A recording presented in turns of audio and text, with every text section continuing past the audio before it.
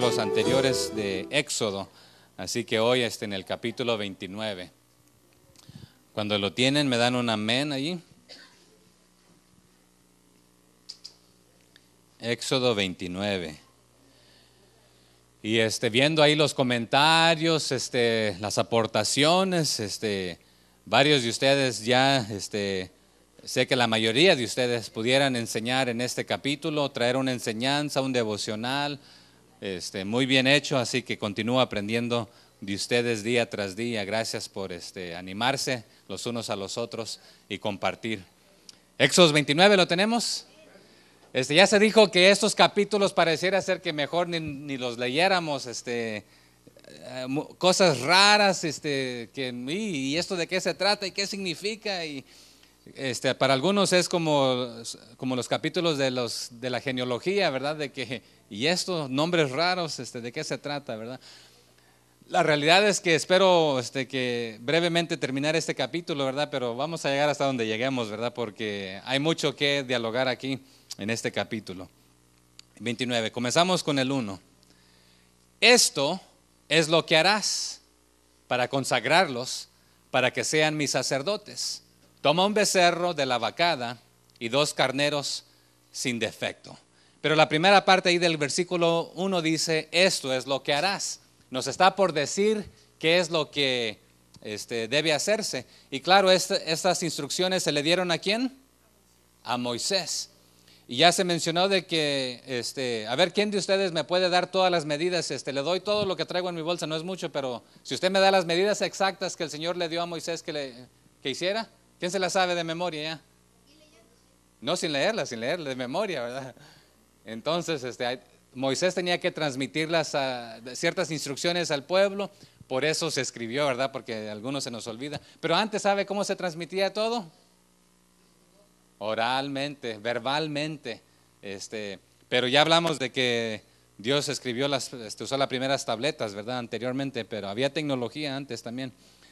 Pero vamos aquí al verso 1. Esto es lo que harás para consagrarlos. Entonces la consagración de los sacerdotes había sido ordenada, ¿sabe cuándo? Anteriormente en el capítulo 28, verso 41, nos menciona la consagración. Pero esto es lo que harás, nos dice. ¿Qué es lo que van a hacer? Aquí le está dando un método que establece y este método lleva 5 pasos. Y aquí los vamos a ver enseguida. No los leamos todavía, pero para los que toman nota, primero está la ablución, Éxodo 29:4, es el primer paso. Después está la investidura, Éxodo 29 del 5 al 9. Después está el crisma o la unción, Éxodo 29:7. Después está el sacrificio, Éxodo 29 del 10 al 23. Y el llenar la mano o las manos, Éxodo 29:24. Y vamos a hablar brevemente de estas 5 pasos. Pero es un método, un rito para que se estableció, y son 5 pasos aquí mencionados. Pero todos estos actos son simbólicos, típicos de las cosas espirituales. Por ejemplo, la ablución habla de la eliminación de la impureza, es un lavamiento.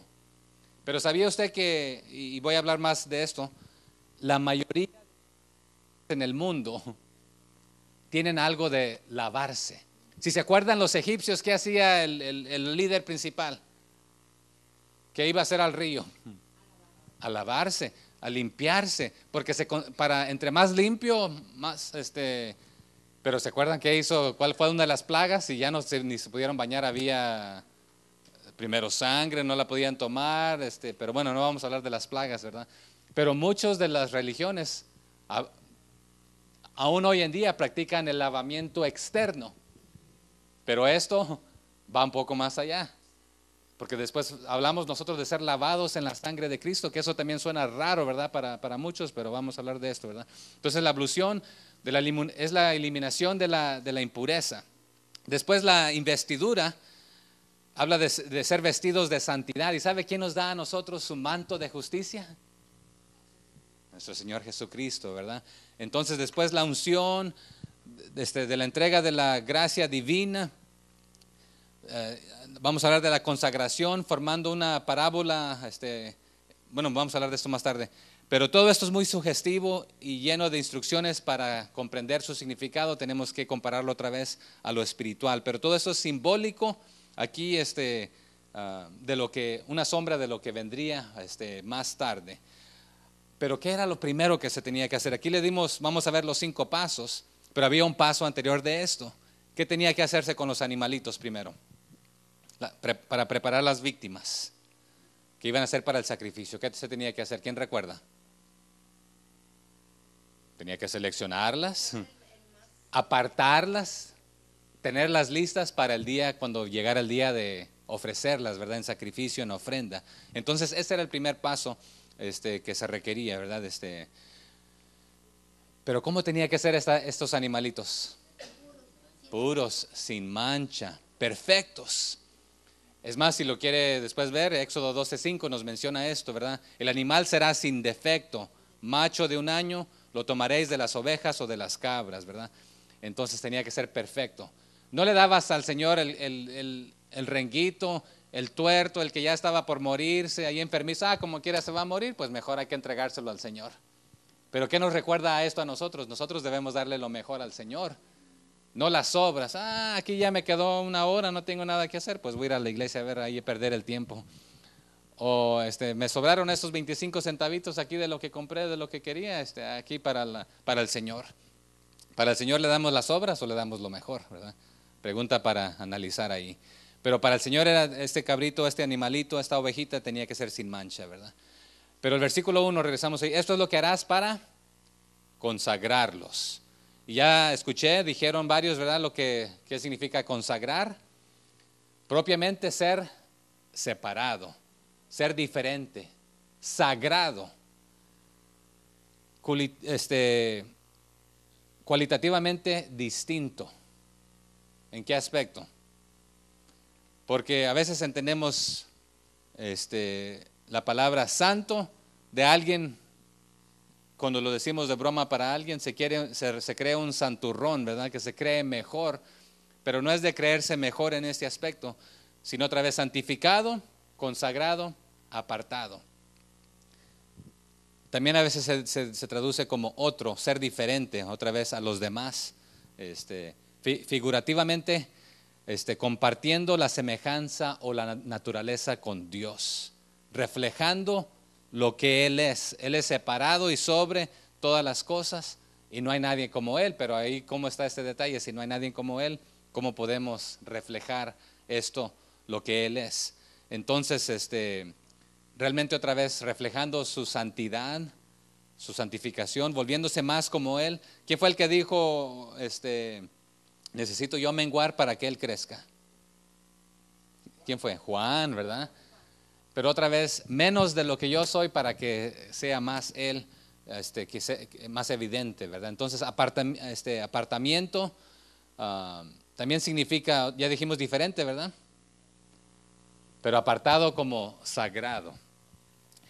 En el sustantivo, cuando se usa esta palabra kodesh, que es consagrar o sagrado, significa santidad, apartamiento relacionado con lo que es diferente, otra vez, apartarse del mundo, de la inmundicia, del pecado, del mal, alejarse de él lo más posible.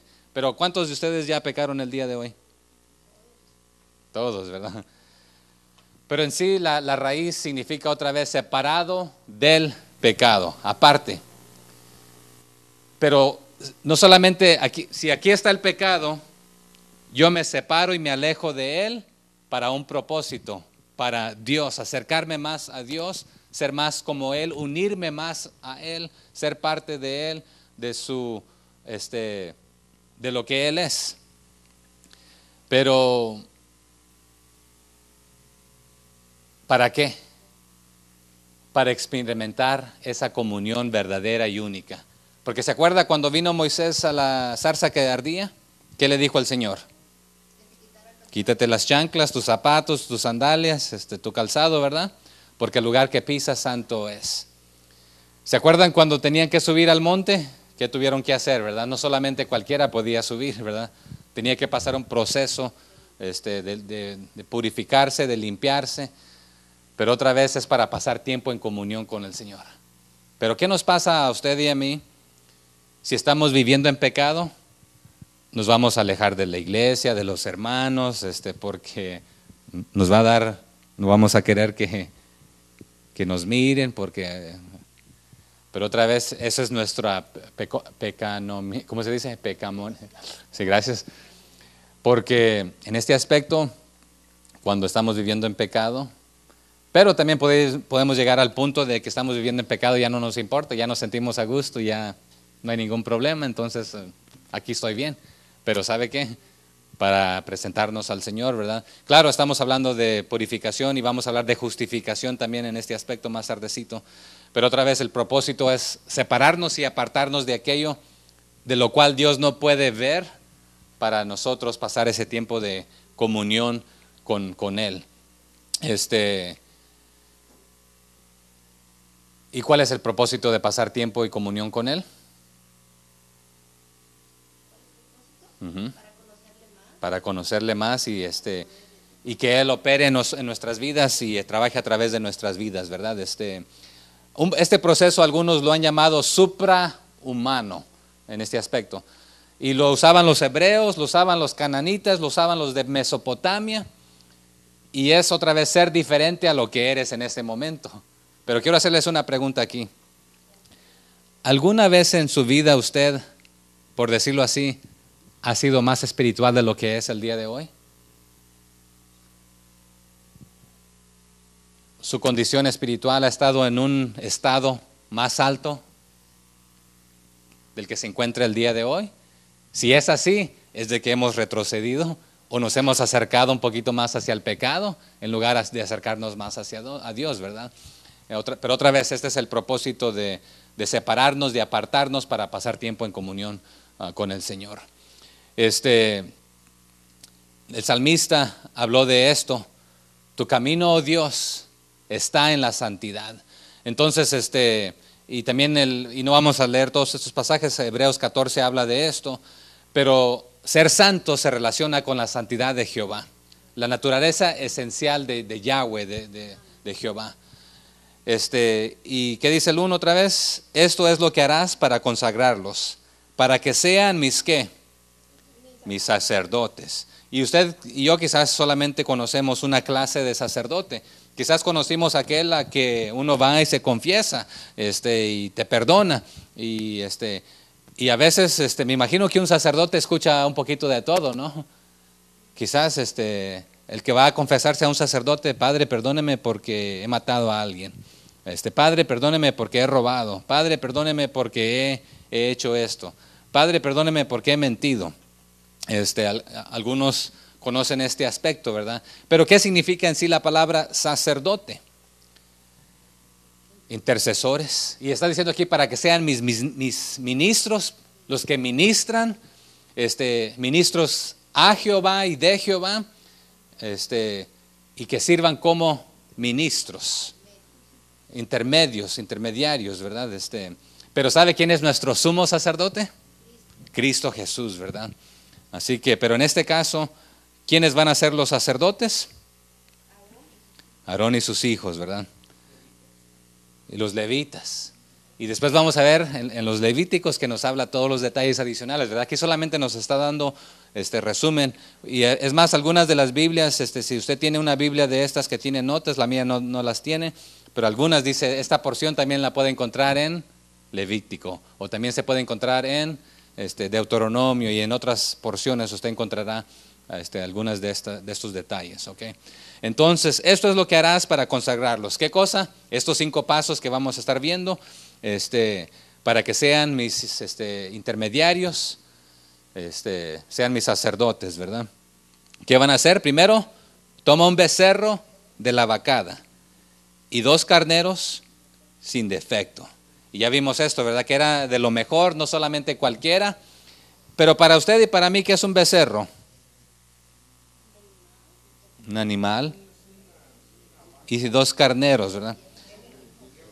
Y para la mayoría de nosotros, un becerro sería el animalito de las vacas, ¿verdad? Dice de las, aquí que nos, sí, de la vacada, ¿verdad? Y 2 carneros sin defecto. ¿Y los carneros qué son? Okay. Entonces, lo que sabemos aquí por el momento, un becerro de la manada y 2 carneros sin defecto. ¿Okay? Y después el verso 2 nos dice, y panes sin levadura, y tortas sin levadura amasadas con aceite, y hojaldres sin levadura untadas con aceite. Las harás de flor de harina de trigo. Y aquí pudiera quedarme el resto de la tarde en este versículo, pero no lo vamos a hacer, ¿verdad? Primero dice panes sin levadura.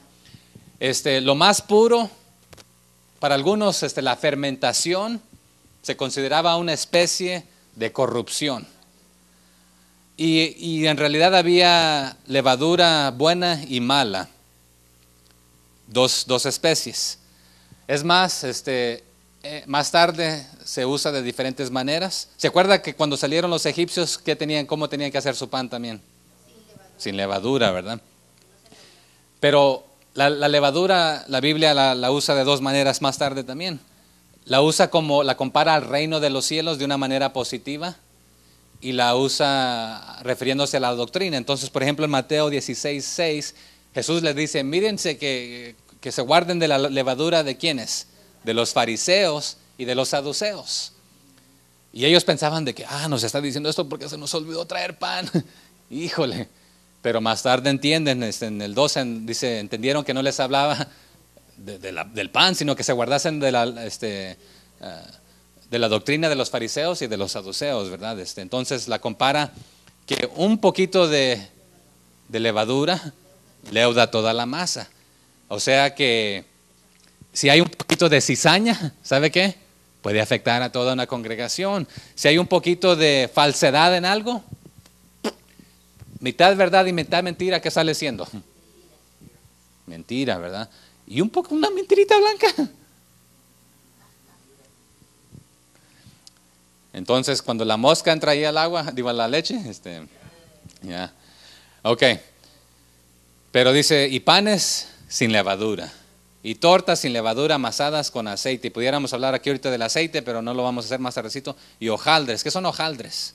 Es un pan tostadito, que es bien crujiente. Galletas, obleas. Algunos dicen que es la hostia, pero realmente es un pan muy, muy finito, delgadito, ¿verdad?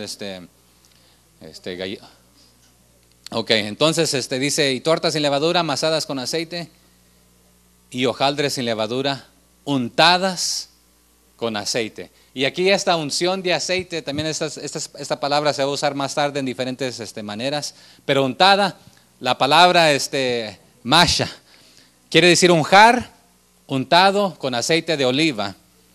¿Sabe qué simboliza esto? Ya lo mencionaron, ¿verdad? El pleno aliento del Espíritu Santo. Sugiere que la transferencia o extensión de la autoridad como unción sirve como el punto de conexión entre los buscadores y entre Dios. Pero sabe aquí esta palabra, también usa la palabra Mashiach, que sabe qué significa después, Mesías, ungido, ¿verdad? Ya lo hablaron, el ungido de Dios. Entonces ungir con aceite, pero en este caso otra vez el ungido de Dios. Pero aquí estas hojaldras sin levaduras serían untadas o ungidas con aceite. Las harás de flor de harina de trigo. Y no voy a hablar del trigo aquí en este momento, pero el trigo y la cebada y el mecer, las ofrendas, va a venir más tarde, por eso no lo voy a hablar aquí. Pero también se compara a las resurrecciones y a las ofrendas, a los sacrificios, pero vendrá más tarde que lo hablaremos de ello. Pero Lucas 2:26 nos dice, y le había sido revelado por el Espíritu Santo que no vería la muerte antes que viese al ungido del Señor. ¿A quién se le reveló esto? ¿Se acuerdan? A Juan. A alguien se le había dado una promesa que no moriría antes. Está en Lucas esto. Escuché a Ananías y Zacarías. ¿A Zacarías? Y Ana era ¿La profetisa? pero es en el mismo versículo. Que no vería la muerte antes que viese al ungido del Señor. Imagínese poder recibir esta promesa de decir, ¿sabes qué? No vas a morir hasta que veas al Salvador del mundo, al Hijo de Dios, al ungido del Señor. Y otra vez fue un título que llevó después el Señor, como el ungido del Señor, ¿verdad? Ok, vamos al verso 3. Y las pondrás en un canastillo, y en el canastillo las ofrecerás con el becerro y los 2 carneros. ¿A quién se le ofrecería esta ofrenda? A Dios. Y más tarde vamos a ver de que habrán ofrendas y partes de este proceso que la comía todo el pueblo. Y habrá parte del proceso que la comían los sacerdotes. Y había cierta parte del sacrificio y de la ofrenda que nadie la comía, sino que era toda consumida por el fuego, quemada, ¿verdad?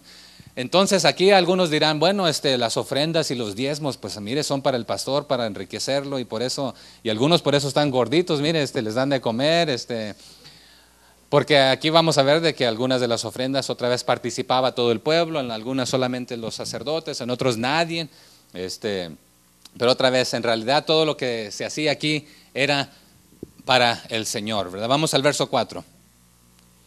Y llevarás a Aarón y a sus hijos a la puerta del tabernáculo de reunión, y los lavarás con agua. Entonces aquí nos presenta el tabernáculo, bueno, no el tabernáculo de reunión, sino que a la puerta, dice, ¿verdad? ¿Dónde estaba este? ¿Ya nos habló de eso? Todavía no. ¿Y de la fuente? Sí, el tabernáculo ¿Ya lo vimos? Okay. Pero el lugar de la fuente no nos lo ha mencionado todavía. Bueno, lo está mencionando aquí por primera vez, pero lo vamos a ver en Éxodo 30, en el siguiente capítulo, 30:18.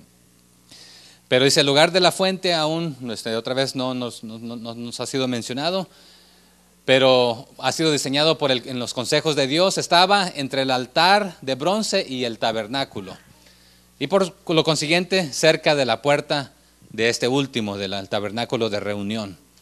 Pero ¿cuál era el propósito de llevarlos ahí? Para lavarlos con agua. O sea que preséntalos y lávalos. Y esta es la primera mención, otra vez, del agua como una ablución religiosa, un lavamiento, purificarse, lavarse. Entonces, otra vez, el agua en este caso es un símbolo natural de pureza. Y se acuerda más tarde que a Jesús le dice, óyeme, ¿por qué tus discípulos son tan sucios? No se lavan las manos, son impuros, no se lavan las manos cuando comen. Y ahí el Señor les dice, mira, las manos sí pueden estar sucias y quizás te enferma un poquito el estómago, pero eso no es lo que te contamina realmente. Lo que contamina a la persona es lo que sale del corazón, las palabras sucias que uno dice, ¿verdad? Eso es más fuerte que las manos, ¿verdad? Pero otra vez, en estos tiempos, la inmundicia, la suciedad, lo externo, la gente, la apariencia, era lo que se le daba más importancia, ¿verdad? Lo que, si te mirabas, si hacías estos ritos de lavarte. Pero es la primera vez que se menciona el agua como para purificarse. Pero otra vez es una sombra de lo que vendrá más tarde. ¿Quiénes lo practicaban? Lo practicaban los hebreos, lo practicaban los egipcios, lo practicaban los de Mesopotamia, de diferentes regiones. Los persas lo practicaban, los de Grecia, los griegos, los de Italia y en mucho otro lugar. El lavarse. Es otra vez un rito general en muchas de las religiones. Pero otra vez, solamente en el cristianismo también encontramos el ungir. ¿Para qué se ungía? A ver, aquí todavía no lo hablamos, pero lo vamos a hablar. Había 3 motivos por el cual se ungía a alguien.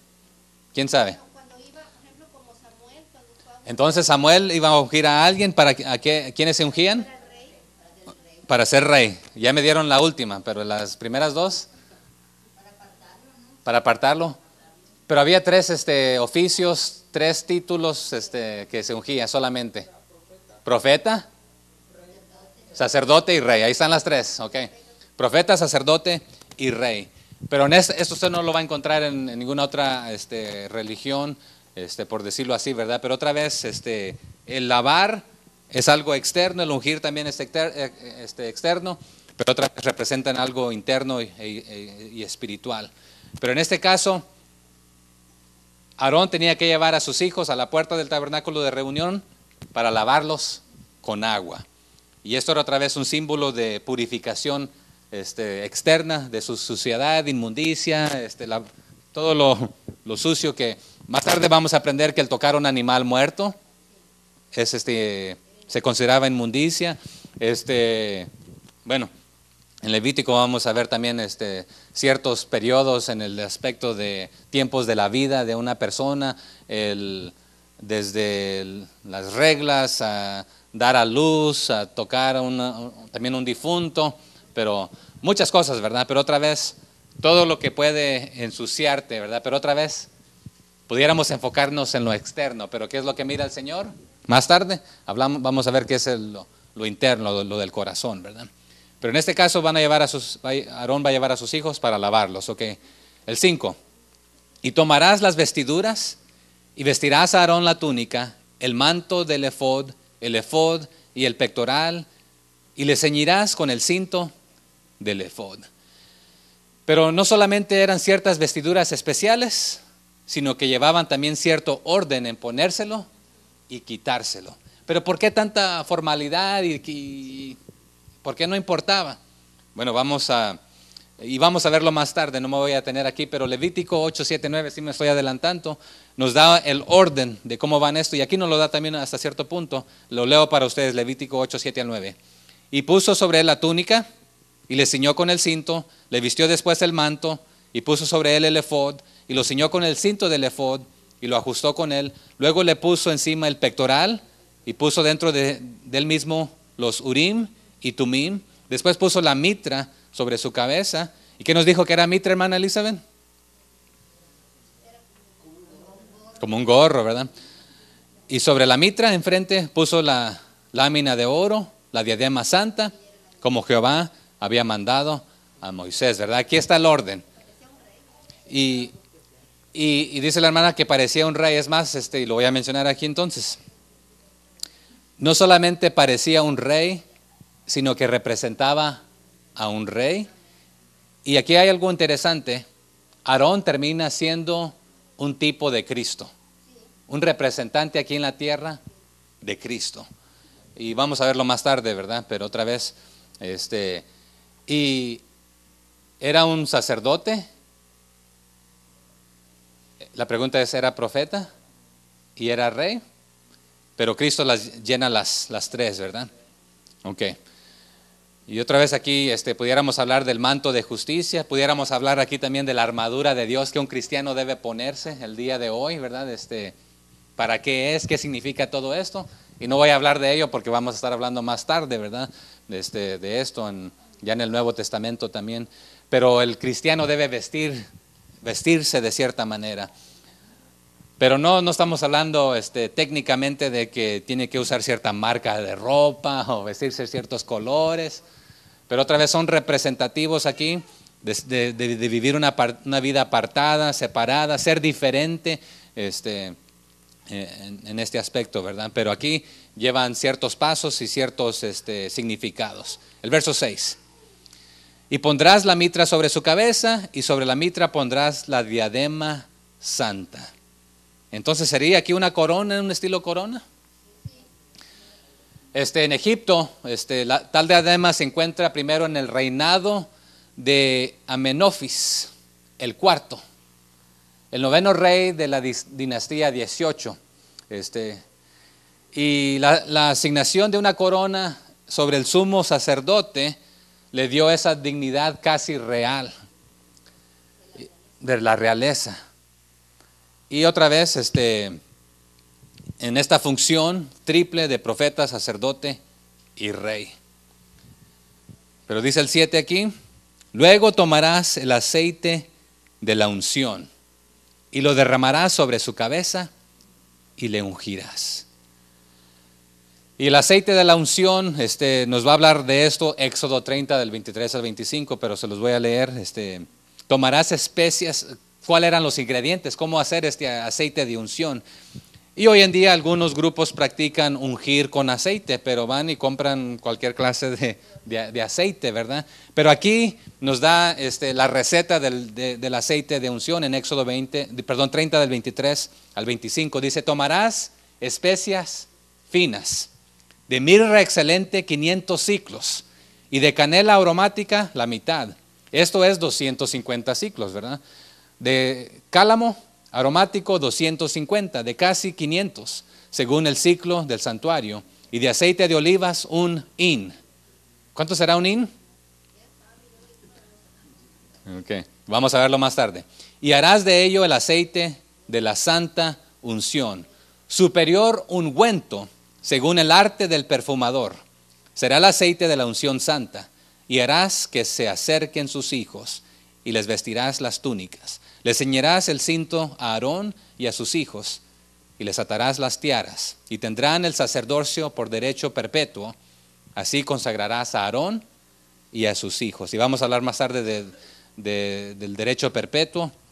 Pero otra vez esto de ungir con aceite, ahora vemos aquí también que como el agua era para purificar y lavar las impurezas externas, ahora aquí vamos a ver qué significa el aceite de unción. ¿Qué creen? ¿Para qué significaba? Para ungir, sí. ¿Qué se imaginan? Era como un símbolo de purificación, ¿no, hermano? Y simbólico también de la gracia derramada del Señor sobre sus ungidos en este aspecto, ¿verdad? Entonces representa hasta cierto punto la gracia, y vamos a ver qué más representa. Creo que lo leyeron o lo cantamos. El Salmo 133, ¿alguien lo leyó? Si no vamos a leerlo para que tenga Salmo 133. Y también vamos a aprender de aquí que lo compara a dos cosas adicionales.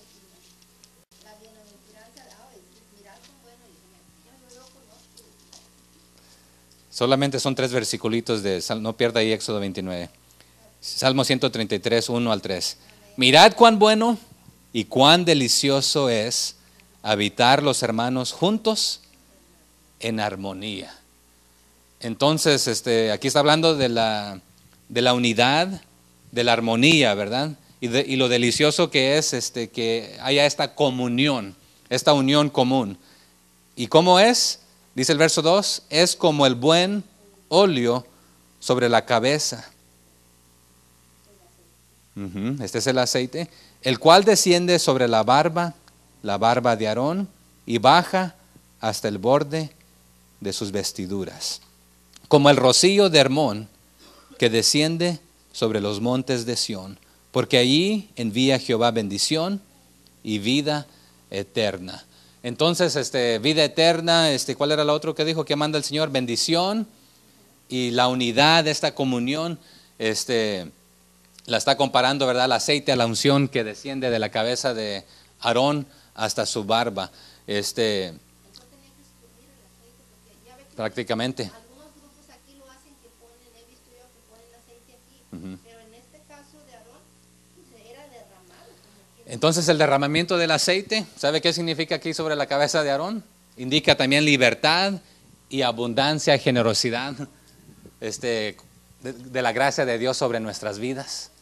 Pero otra vez, cuando habita la gracia de Dios sobre tu vida, ¿sabes qué? Vas a convivir con el hermano, con la hermana, los vas a tratar bien, va a haber una unión común. ¿Y qué es lo que nos une? Es Dios mismo, ¿verdad? Su armonía. Y se acuerda, si nos alejamos más del pecado, nos unimos más a Dios, estamos con Él en comunión, vamos a estar en comunión con los demás. Y es así de bonito, dice esta unión, la gracia de Dios sobre nosotros, su misericordia, lo que Él derrama sobre nosotros. Entonces hablamos de que Él derrama sobre nosotros, también lleva este cuadro, ¿verdad?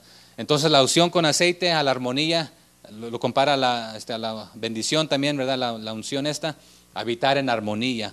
Pero eso significa habitar también bajo el liderazgo del Espíritu, tener un mismo Espíritu, el Espíritu de Dios. Entonces, que nos dice la Biblia, sean de un mismo espíritu, de una misma mente, otra vez estar bajo la autoridad de Dios, tener este mismo espíritu, el derramamiento del Espíritu de Él sobre nuestras vidas. Y nos dice la Biblia también, no sean llenos del vino, ¿verdad? Sino ser llenos del Espíritu Santo, ¿verdad? Y cuando otra vez también en este aspecto Él nos dirige, nos guía, compara esto, ¿verdad? Ya hablamos de ungir, ¿en qué verso estamos? En el 7, ¿verdad? Luego tomarás el aceite de la unción. Y ya hablamos que ungir otra vez, untar el aceite, pero de aquí es donde nosotros obtenemos la palabra Mesías, ungido, ¿verdad?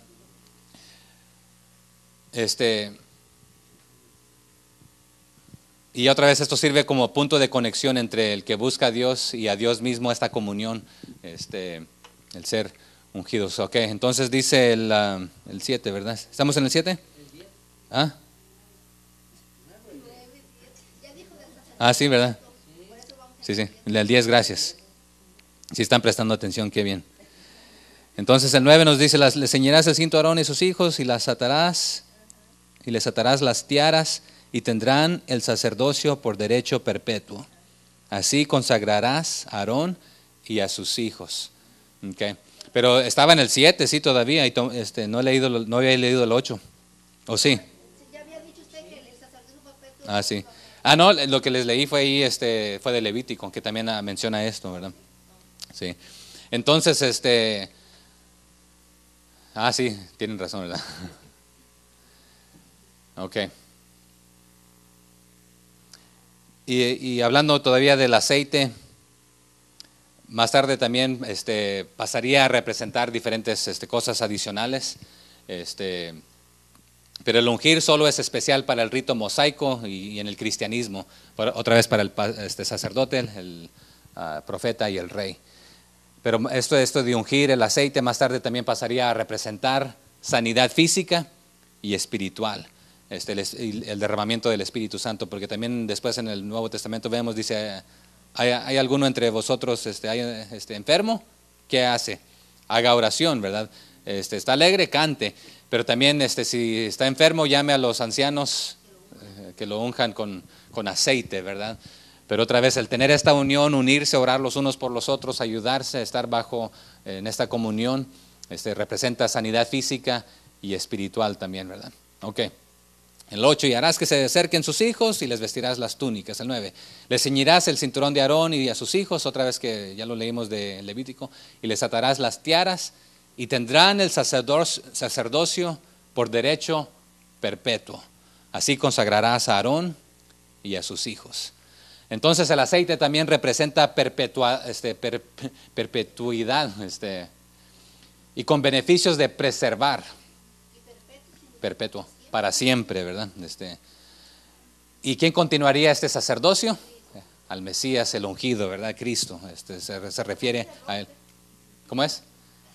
Eso es lo que yo siempre he pensado, ¿verdad? Porque hasta de ahí es por eso que se le hace en hebreos acerca del Melquisedec, de Cristo, ¿verdad? Porque no siendo del sacerdocio, porque Cristo ya no venía Correcto, y él llenándolo todo, ¿verdad? Entonces el sacerdocio continuaría, pero el Mesías lo llenaría, y llenaría las tres, el ser profeta, sacerdote y rey. Diga, hermano.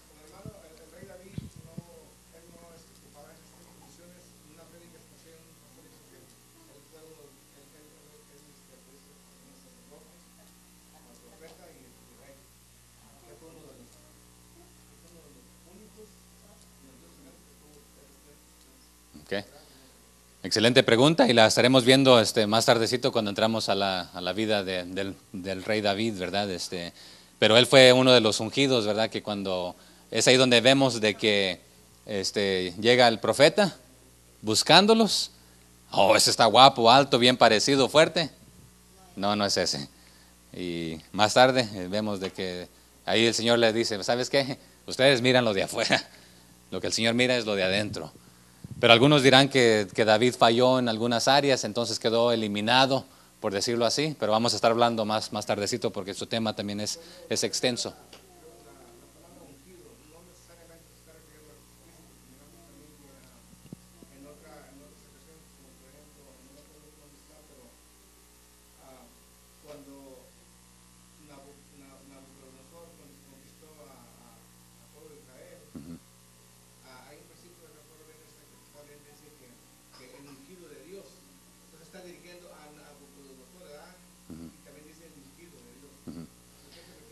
Excelente pregunta y comentario, y creo que otra vez en este aspecto Dios puede usar el bien y el mal para traer honra y gloria a Dios. Entonces Él puede apartar a alguien para un propósito especial, aún puede levantar un gobierno, un país, por ejemplo, cuando su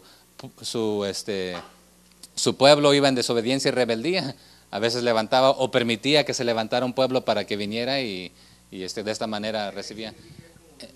Entonces, en este aspecto a veces se puede utilizar también como apartado para un propósito especial y no meramente en el caso para ser el salvador del mundo, ¿verdad? Pero puede utilizarse en diferentes maneras.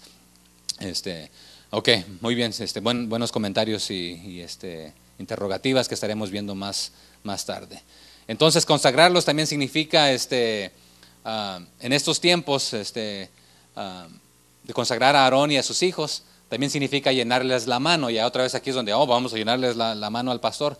No, vamos a ver lo que significa esto, porque en esos tiempos se les ponía una insignia en la mano. A veces también era un anillo que el rey, que solamente cuando lo sellaba algo, la única vez que era válido y nadie podía reversarlo. Vamos a ver más tarde con Esther, cuando el rey pone su sello, ni él mismo puede decir, arrepentirme, voy a cambiarlo. Entonces vamos a hablar lo que significa esto más tardecito también. Pero aquí en capítulo 29, verso 10, ¿verdad? Después llevarás el becerro delante del tabernáculo de reunión y Aarón y sus hijos pondrán sus manos sobre la cabeza del becerro. Entonces, el inducir a alguien a una oficina generalmente se realizaba en estos tiempos otra vez colocar algún sello o insignia en la mano de la persona que tenía la autoridad. A veces era un báculo, un anillo, algo. ¿Se acuerdan cuando alguien entraba a la presencia de un rey y si él no extendía su vara? ¿Qué sucedía? Los mataban, ¿verdad?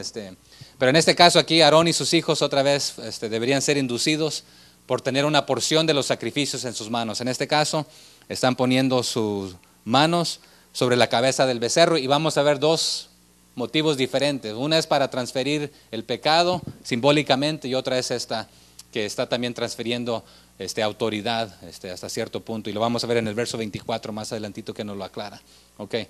En el verso 10 estoy, ¿verdad?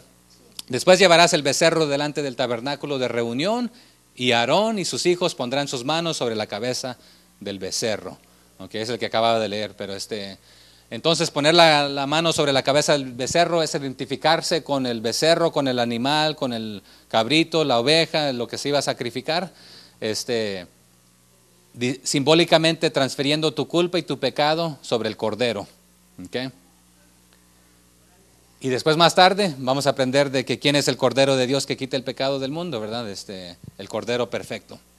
¿Qué dijo Juan el Bautista? He aquí el cordero de Dios que quita el pecado del mundo. Transferimos nuestros pecados a Él y Él los tira, los borra, los elimina.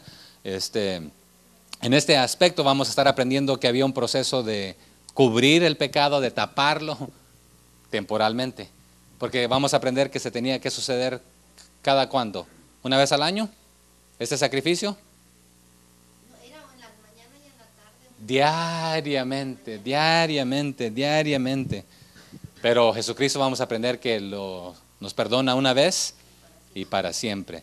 Más tarde, si quiere leer Gálatas 3:3, bueno, se lo leo brevemente para que rápidamente, o alguien que lo encuentre primero ahí me lo lee, Gálatas 3:13, que habla acerca de esto.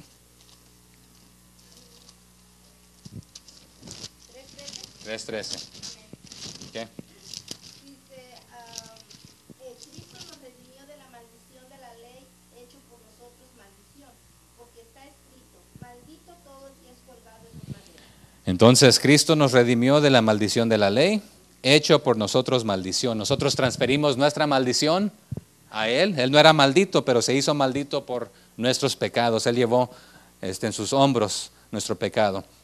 Entonces Él fue maldito al ser colgado en el madero, culpable por nuestra culpa se hizo, ¿verdad? Entonces Él es el cordero otra vez que lleva esto, el sacrificio que llevaría y moriría por el pecado de nosotros, lo llevó en sus hombros, ¿verdad?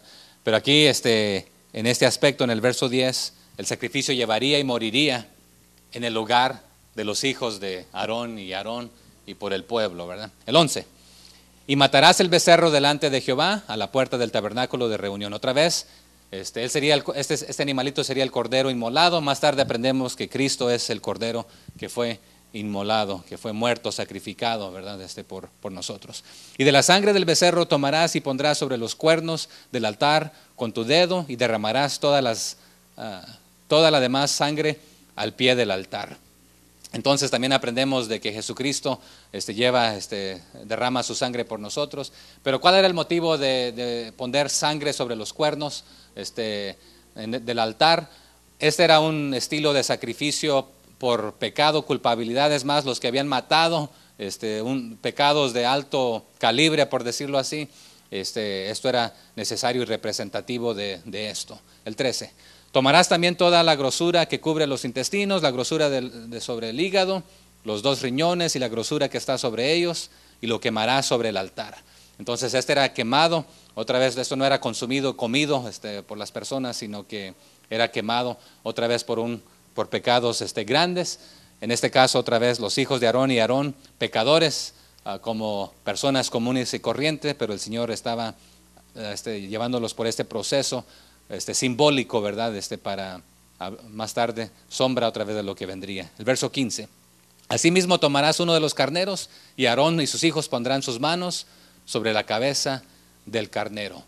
Y aquí es la segunda vez que menciona poner la mano sobre la cabeza del animalito. La diferencia, ¿cuál es? El primero, en el cual hubo transferencia del pecado. Con esto te identificabas con el animalito, con la víctima, el sacrificio, para decir, será mi sacrificio en lugar de mí. Este segundo está dando a entender de que te identificas con el animalito, será la víctima y el sacrificio, pero tú estás diciendo, seré un sacrificio vivo ante Dios.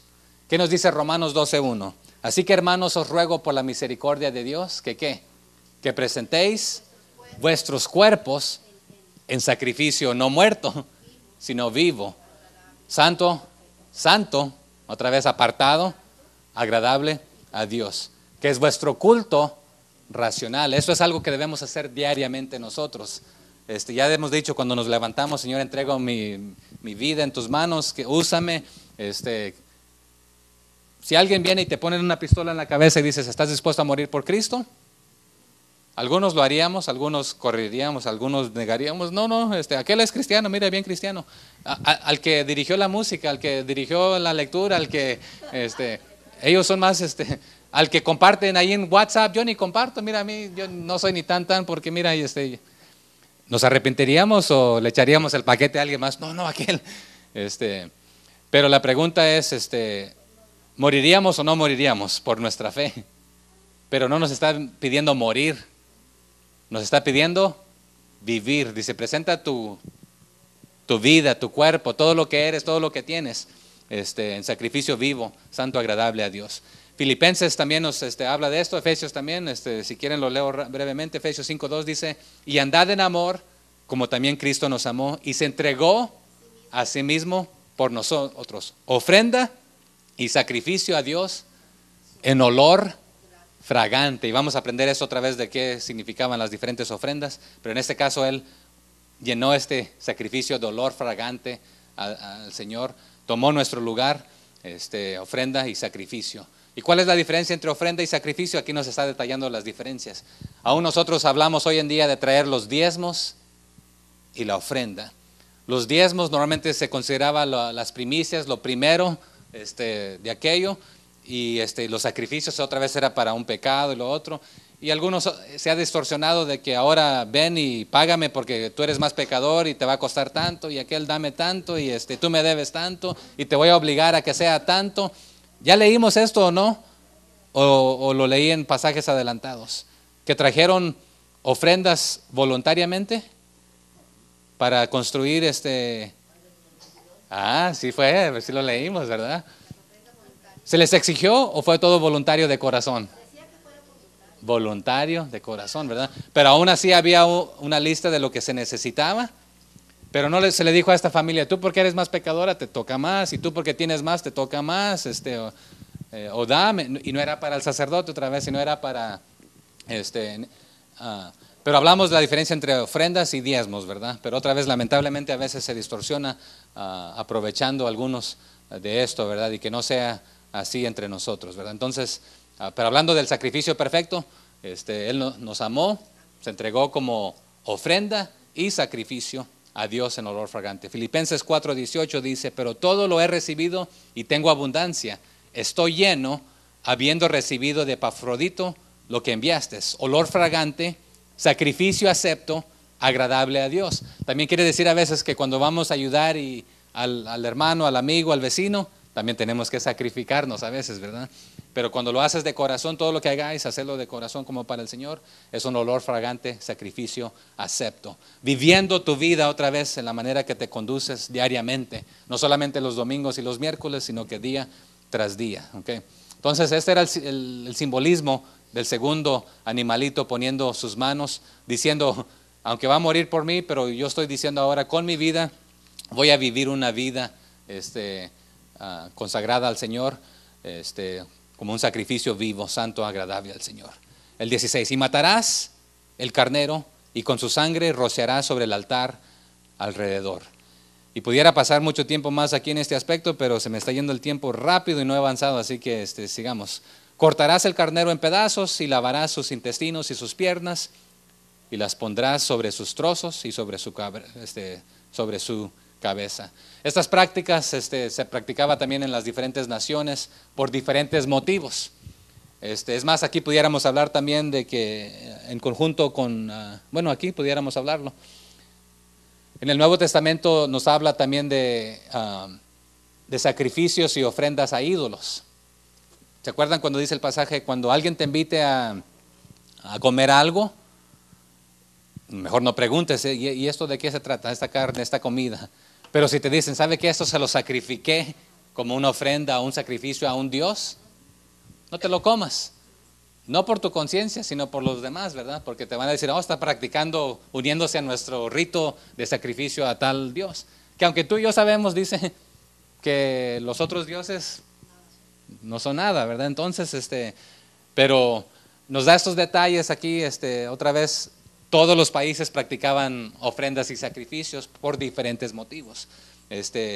Y las diferentes cortes eran para diferentes motivos. Otra vez, diga, pregunte o comente. Yo sé que estoy entendiendo, pero tiene ratito que se está diciendo que todos los demás hacían lo mismo. Entonces, lo hacían antes de que fuera ordenado esto, que Jehová les ordenara a ellos esto aquí donde se lo está ordenando Moisés, ¿verdad? Ya los egipcios ya se lavaban las manos. Entonces, mi pregunta es esta. Jehová se guió en lo que ellos ya sabían y conocían de otros y que lo hacían a otros dioses, porque, o sea, yo a veces me pregunto eso, ¿verdad? Buena pregunta. Entonces, ¿de quién aprendió de quién está diciendo, verdad? Entonces, parte de esto a veces es la naturaleza en este aspecto, ¿verdad? Pero la pregunta es quién practicó qué cosas primero antes que otros, y Dios diría, ¿sabe qué? Me gustaría implementar esta práctica para mí. La realidad es esta, que toda a la adoración y alabanza debería ser para la honra y la gloria del Señor, ¿verdad? Entonces, en algún momento algo se deterioró y ya lo hiciste para un Dios acá, y trajiste un sacrificio a Moloch. Algunos hasta sacrificaban ¿a quiénes? A sus propios hijos. Pero otra vez la pregunta es, ¿se malinterpreta y se malentiende esto o alguien no lo enseñó correctamente? O dijo, mira, aquí dice la Biblia, preséntate en sacrificio, pues voy a presentar a mi hijo, porque pues ¿se acuerdan también en la vida de José? Cuando estábamos hablando de la vida de José, uno de los hermanos de José dijo, pues padre, si no cumplo, mátame a mis dos hijos, ¿verdad? Pero el otro dijo, padre, si no cumplo, pues yo seré el culpable, ¿verdad? Habló más de responsabilidad. Pero en algunas de las situaciones, creo que mayormente otros pueblos hicieron esto ya deteriorado, pero vamos a aprender que el mismo pueblo de Israel se deteriora en lo que hace, porque más tardecito, en lugar de ofrecer el becerro, se están haciendo uno para adorarlo, ¿verdad? O ya lo vimos, el becerro de oro, ¿verdad?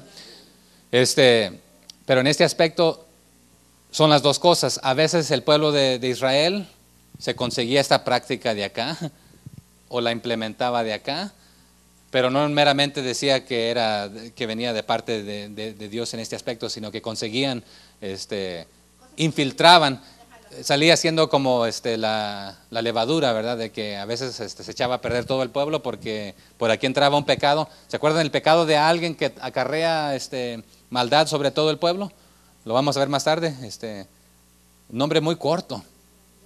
Acán, ¿verdad? Acán, muy bien. Ok, entonces son las dos cosas, pero mayormente las instrucciones estas eran divinas para el pueblo único. Pero también hay partes de que uno puede cuestionar. Bueno, acá ya los egipcios donde Moisés se crió, la pregunta es, venían, pero otra vez, es la pregunta que uno pudiera hacer, ¿de quién aprendimos de que tenemos que bañarnos para estar limpios, verdad? Todo el mundo se baña hoy en día, pero otra vez es parte de la naturaleza en este aspecto. El 19, que aunque algunos se bañan una vez al mes, unos una vez a la semana, el gatito se limpia, ¿verdad?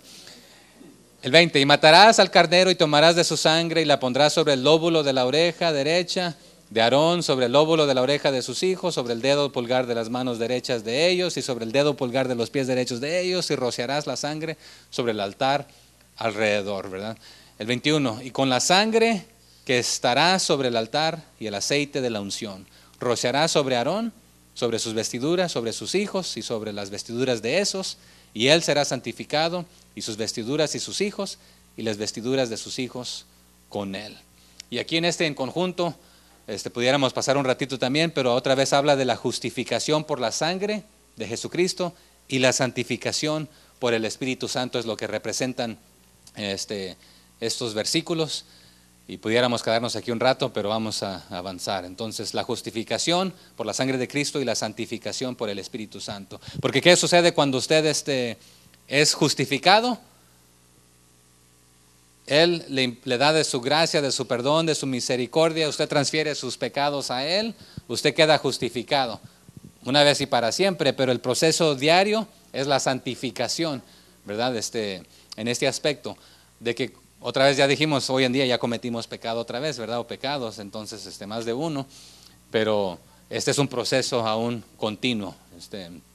El 22. Luego tomarás el carnero, tomarás del carnero la grosura y la cola, y la grosura que cubre los intestinos, y la grosura del hígado, y de los riñones, y la grosura que está sobre ellos, y la espaldilla derecha, porque es carnero de consagración. En otras palabras también ofrendas de paz, y sí son para consagrar, pero otra vez para tener paz,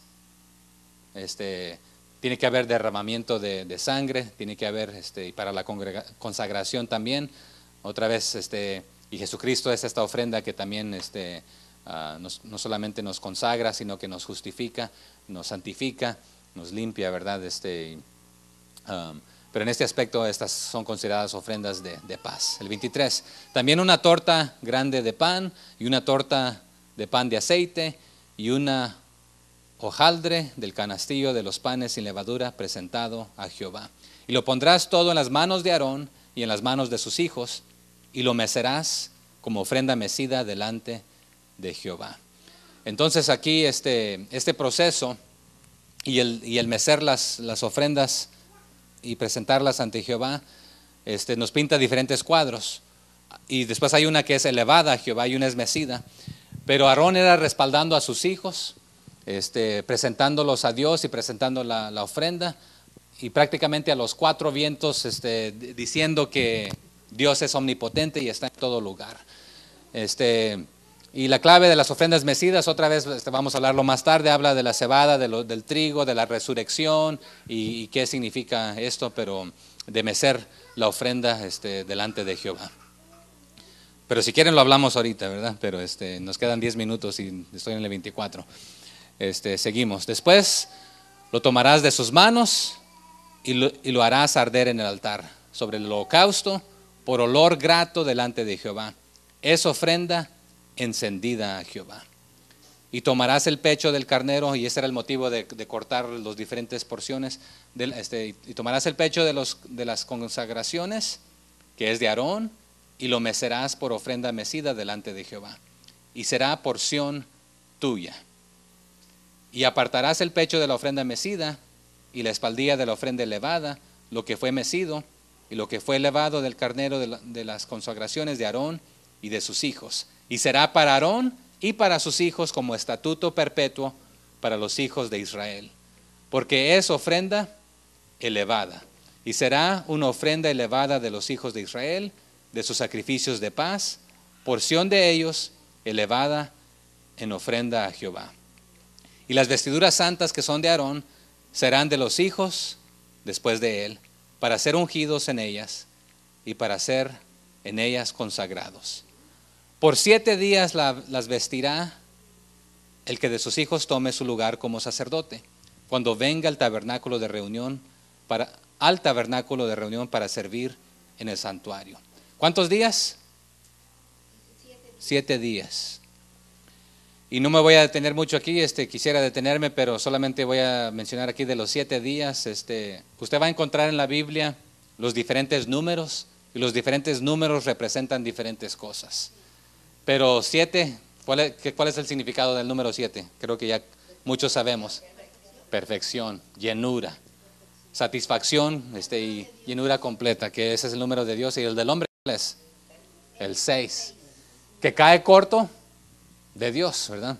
Le caemos corto, bueno, no le llegamos ni a los tobillos, ¿verdad? Pero ese es el número del hombre. ¿Y el 666? Pues el número 3 veces del hombre. De la bestia, ¿verdad? Pero en la Biblia mayormente los números traen un significado importante, ¿verdad?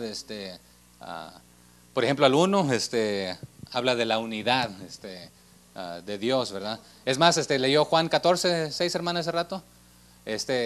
Si usted si lo quiere de tarea más tarde, usted puede leer Juan 14 y prácticamente casi en cada versículo usted va a encontrar la unidad entre padre e hijo, hijo y padre, y la relación ahí, ¿verdad? Pero otra vez, y habla de 2 en 1, 1 en 2, y sabemos de la Trinidad, ¿verdad? 3, pero bueno, no voy a hablar de los números, pero otra vez solamente quería mencionar aquí, 7 días tiene gran importancia.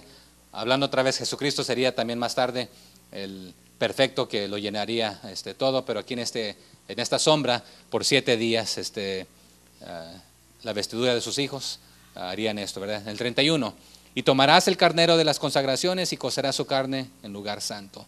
Y Aarón y sus hijos comerán la carne del carnero y el pan que estará en el canastillo a la puerta del tabernáculo de reunión.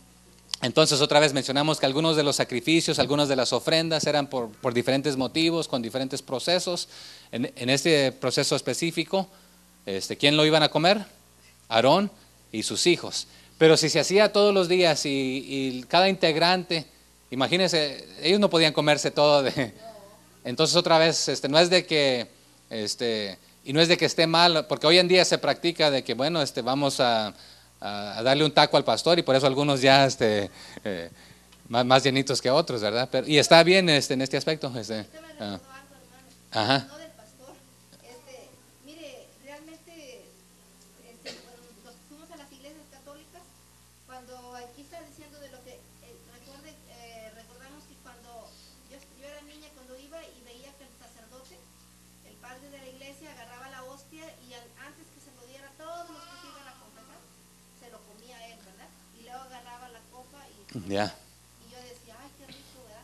Pero es como, eso me representó ahorita cuando dice que Aarón y sus hijos son los que vienen a tomar esa parte. Entonces, yo creo que igual todo viene siendo como una réplica de todo. Bueno, es una sombra aquí, y otra vez en este aspecto de Aarón, ya dijimos, y es más, vamos a entrar después en Esdras, que si no me equivoco, o Nehemías, ¿cuál es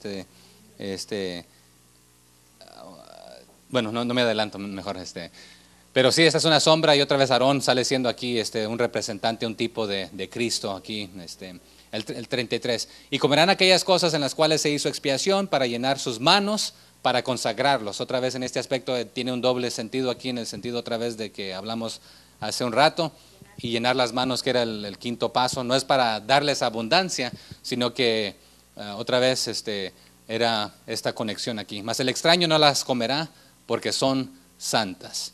Y recuerden que habían otras personas viviendo entre los israelitas también que no eran israelitas, además algunos de los egipcios vinieron con ellos y otros de otras naciones adicionales.